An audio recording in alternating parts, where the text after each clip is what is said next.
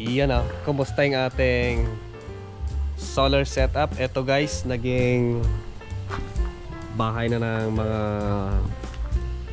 broom natin. Yan, mga panggala. Ayos. Hindi tayo makapag-vlog dito ngayon kasi nga may nag-uuling banda ron. Mausok. Dito papunta yung ano. Grabe. Mahina tayo sa ganyan. Mahinang nilalang tayo. So ito katatapos ko lang kasi nag-repair ng motor. Ito. Inayos ko yung damage niya nung naibangga ko sa Cabanatuan. Yung pumaling ito. So yan yung video.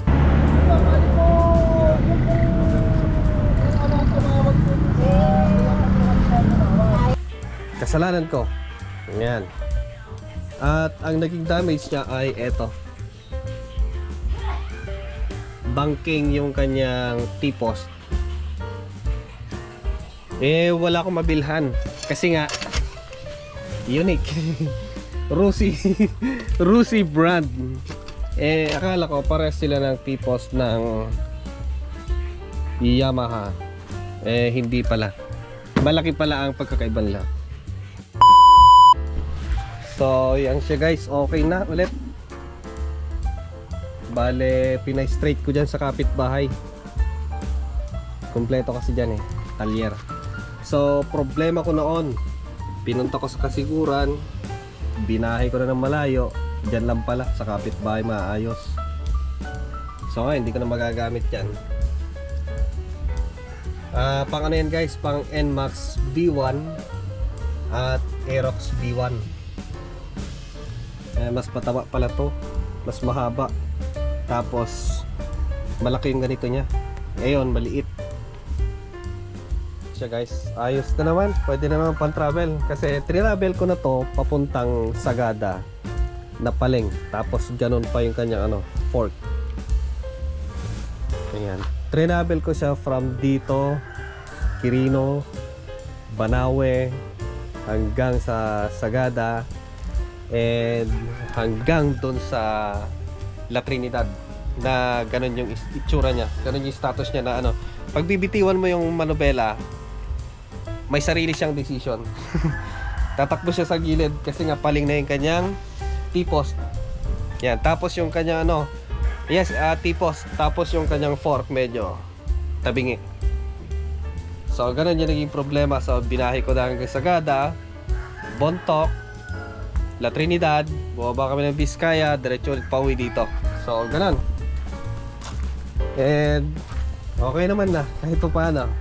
Pwede nang tumakbo kahit bitiwan mo na ulit yung manubela, hindi siya papaling na gano'n o hindi tatakbo sa side. Kasi pag binitiwan ko noon, tatakbo sa side. Okay na naman. So andito lang pala sa kapitbahay ko yung makakapag-ayos. Pinayos ko kasi sa kasiguran, ayaw nila. Ayaw siguro nila magkalas. Nakakabagot siguro kasi madaming babaklasin. So binaklas ko nila tapos pinunta ko sa kabila. So dyan lang pala yung makakapag-ayos. And eto guys, may tanong sila sa akin noon. Matagal na to na tinanong sa akin and hindi ko nagagawa ng video kasi nga napapatong-patungan. So ito, about sa DC line, sa wire, sa papunta sa battery. Ayan, kasi nga ay tama ba na maghinang or magdugtong? Kasi ginawa ko rin to naghinang din ako noon Hininang ko yung wire ng DC kasi nga bitin. Ayan, nakatornilyo naman siya, talagang tight na tight. Then hininang ko para walang loose kumbaga. And alam naman natin pag may loose connection, may loose contact, umiinit, doon nagkakaroon ng power losses. Yan, umiinit, nagkakaroon ng problema, kakaroon ng sunog. So ang ginawa ko noon ay hinigpitan ko yung tornilyo, tapos hininang ko, gumamit ako ng Torx. Yan. And dahil nga sa 12 volt setup yung gamit ko noon, mainit pa rin pati yung wire. Ito ang issue. Tama ba na maghinang tayo doon sa DC side? Kagaya nito, yung kanyang crimp, imbis na i-crimp natin dahil nga sa wala tayong pang crimp, crimp naman natin, kaya lang ginamit natin ay pinukpok, then saka natin hininang. So wala bang issue? Wala bang problema? Hindi ba magkakaproblema in the future? Ano sa tingin nyo guys? Okay lang pala maghinang dito pag magdudugtong tayo. May napanood kasi ako, kasi ito yung sabi nila, napanood ko rin yun, tinag sa akin yung video kung tama yung ginawa. So hindi na tayo maglalagay ng mga video dito or mga picture to avoid copyright. So may napanood kasi akong video noon at tinag din sa akin, pinanood ko yon dahil ngayon kanyang battery ay marami, series and parallel yung kanyang connection, bitin yung wire, kaya ang ginawa niya ay nagdugtong siya. So hindi ko na maalala kung nag-crimp ba siya, pero ang naalala ko ay ayan, nag-crimp naman yata, kaya lang hininang niya. So yun daw yung naging issue. Kasi ginawa din lang reaction nito ng isang sikat na vlogger. Ayan, at sabi niya ay hindi daw maganda na maghinang sa DC side. So kung sa bagay guys, kasi tama naman siya. Alam ko pinapanood nyo to, sikat na vlogger to. Palagi yung pinapanood yung mga video niya, inaabangan ko yan. So napakadelikado naman kasi, napaka-hazardous na magkaroon ng sunog dito sa DC side. Lalong-lalo na ang lalaki ng wire, ang kakapal, ang tataba. Tapos ang haba, tapos yung location niya, kahoy, or yung box niya ay made of wood. So napakadelikado niyan. So napanood ko rin naman kasi yung video na yun, yung installation. Yun nga lang kasi talaga naghinang siya doon, tapos nagdugtong.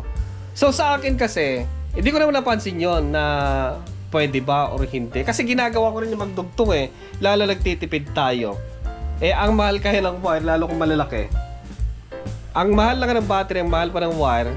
So lahat ng kaya nating gawin para makatipid, kung kailangan natin magdugtong, kung kailangan natin maghinang para makatipid, why not? Pero kung safety pala, kung safety siguro yung pag-usapan, talaga, nakabili ka nga ng battery, nakabili ka ng mamahaling unit tapos wire lang na diretso, hindi. Pero for me, is okay lang naman siguro para sa akin. Ano sa tingin nyo guys? Okay lang ba yung ganon? Kasi ginagawa ko rin yung ganon Lalo ko nagtitipid ako. So kung hindi na ako gumawa, hindi ko na nilagyan ng ganon kasi nga, baka may mapansin. O kaya, magkaroon ng problema. So wala na ngayon.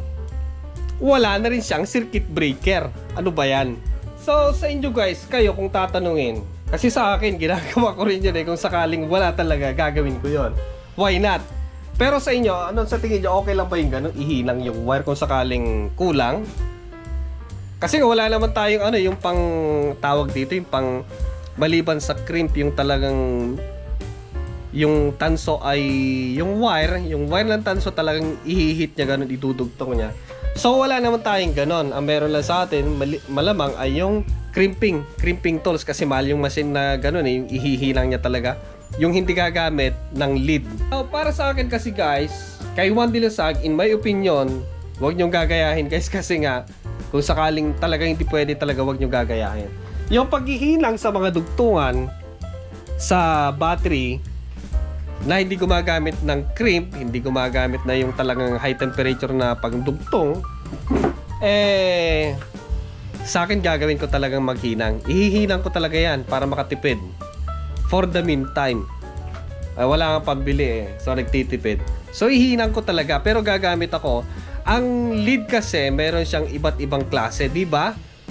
May ginagamit sa mga device na may init. Yung mga mahirap matunaw, yung nabibili natin sa piyestahan, mahirap matunaw, yung ayaw natin dati, na pangit. Tapos yung yung ginagamit na yung mabilis matunaw, Ichiban ba yun? So yun, yung mga yun, may iba't ibang level. So kung gusto mo madaling malusaw, hindi na masyadong mainit yung location, yung mga ganon. Pero kung yung mga high heating, like diode, may init, rectifier, yung high temperature, dapat. Para hindi mabilis malusaw. Tapos sa mga ganito, gagamit ako syempre yung mga makukunat na lead. Ayan, pwede lang naman siguro pansamantagal. Tapos nakatornilyo naman siya Talagang maigpit. So parang crinip mo na rin. For additional safety na lang, hihinangin ko siya talaga. Ano kaya sa tingin nyo? Okay lang kaya yung ganon? Okay lang kaya? Kung sakaling hindi talaga pwede, bawal. Bawal sabihin nyo, bakit sa inverter hinihinang? Diba? May mga lead naman sa kanyang battery connection. Tapos pupunta sa board, nakahinang din naman. Hindi naman siya yung high temperature lead ang ginamit, kundi mga low temperature din naman. Yes, sa board nga kaya lang, kumbaga, nakakalat na yung kanyang temperature kung sakasakali. Ano sa tingin nyo? For me, parang okay lang naman eh. Hindi naman masyadong big deal yun eh. Unless na hindi naman siya masyadong umiinit na talagang nakikita mo eh, tumutulo na yung kanyang balak. So sa log nga, marami nakahinang din eh. Yung kanyang main supply, nakahinang din naman eh.